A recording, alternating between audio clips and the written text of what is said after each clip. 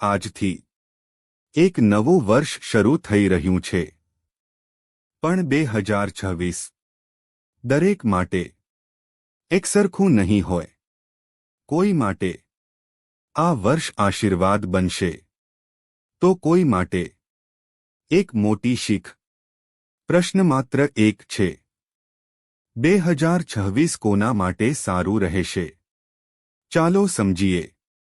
2026 ફક્ત તારીખ બદલાવ નથી. આ વર્ષ જીવનમાં ફેરફાર લાવવાની એક તક છે.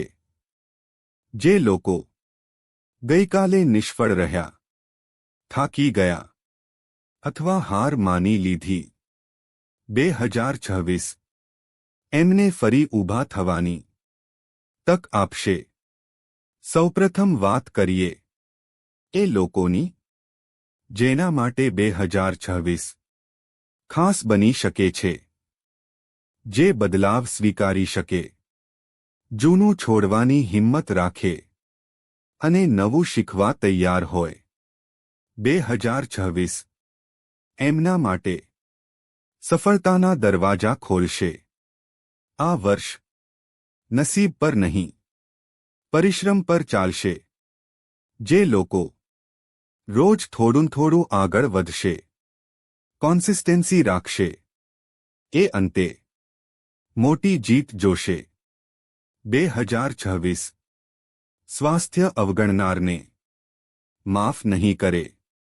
જે લોકો ઊંઘ, ખોરાક અને મનની શાંતિ સંભાળશે, એમને આ વર્ષ નવી ઊર્જા આપશે.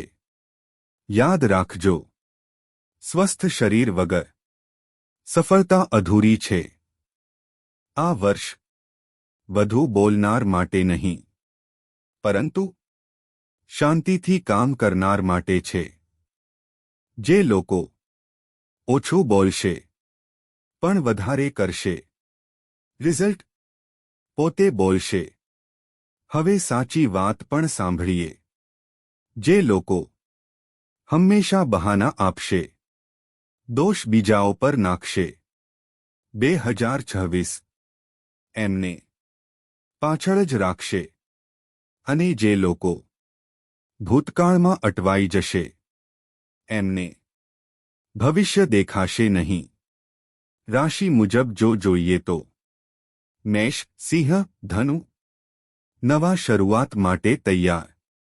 વૃષભ, કન્યા, મકર સ્થિર સફળતા તરફ આગળ વધશે.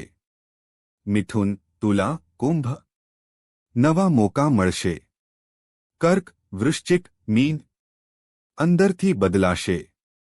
પણ યાદ રાખજો, રાશિ માર્ગ બતાવે છે, ચાલવું તમારે જ છે.